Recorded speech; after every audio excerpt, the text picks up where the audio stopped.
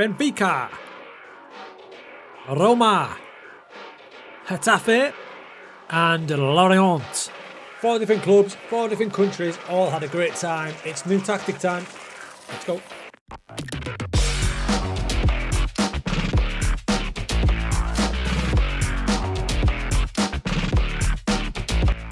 How's it going, folks? It's a new tactic, a new style for you to think about today. It's not either narrow or wide, it's kind of a bit of both. Now, I've tested this with a few clubs. First up is Benfica. Now, maybe not surprisingly, we won the league. Benfica have got a really good squad, so they took that down pretty comfortably.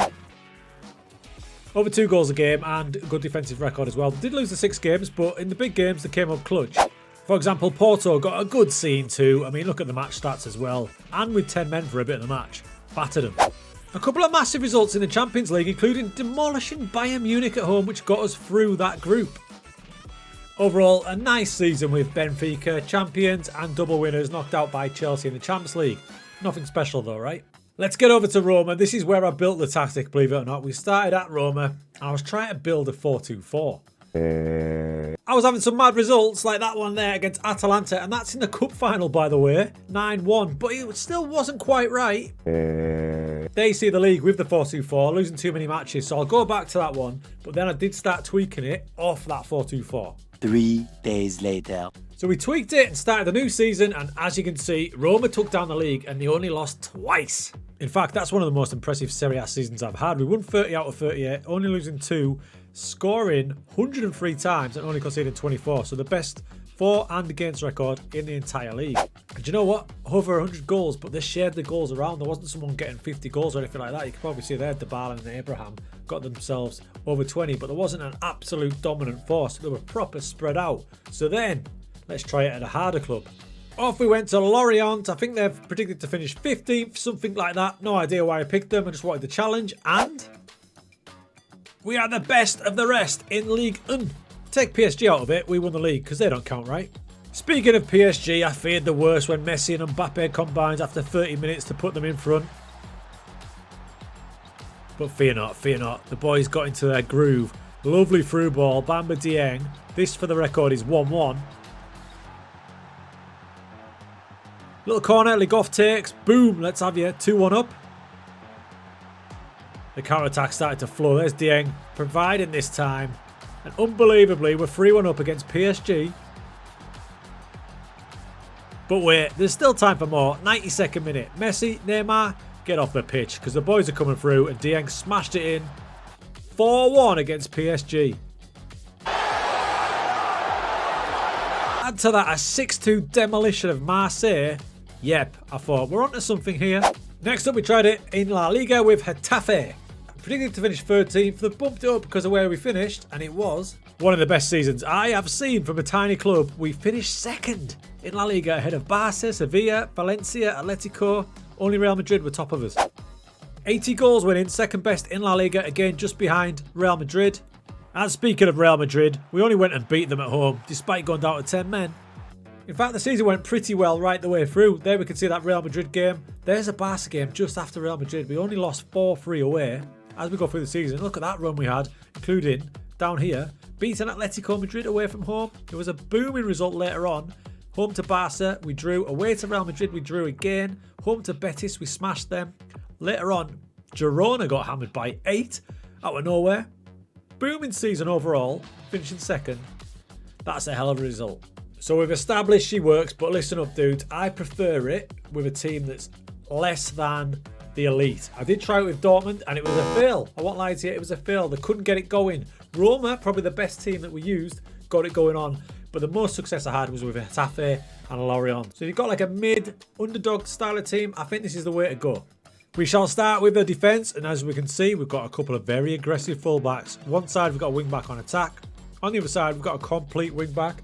You'll see why he's complete as we go further up the pitch. Next to them, standard central defender with a ball player. Not essential, but if you've got one, by all means, get him used. Now in front of them, we've got this play here. Now, Arambury as a halfback. I'll let you know that with Roma, when we were a better team, this role was actually a deep line playmaker. But when we used the underdog teams, slotted in that halfback, which let the wing-backs bomb forward, worked Super. Volante on attack next to him is going to be a big threat going forward.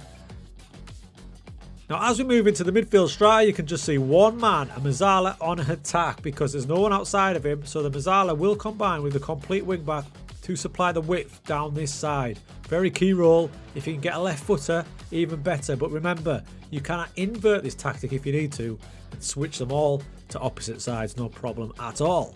And now we move to the forward bunch. So you can see the inside forward, who is one of the remains of the 4-2-4 tactic. There was an inside forward there, an inside forward there, but I just couldn't get it completely solid. We will go back to that. But he remains, and that's the role I use Dybala in. And up front, I've got two advanced forwards. I very rarely use two such aggressive forwards, but because this tactic kind of worked with inside forward popping in here and Mezzala getting really far forward, I could kind of afford to use them. And I will show you the first player instruction here on Mata. You can see I've got tackle harder in like I do for all my attacking players, but he's got mark specific position on as well, which is the opposition fullback, which means he'll drop into here as well, helping out that other side.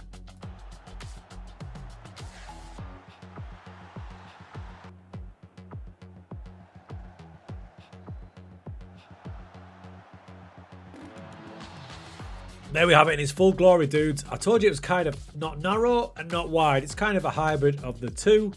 And you can see in the top corner in the team instructions, it's supposed to be the update of the Roma 4-2-4. But I got carried away.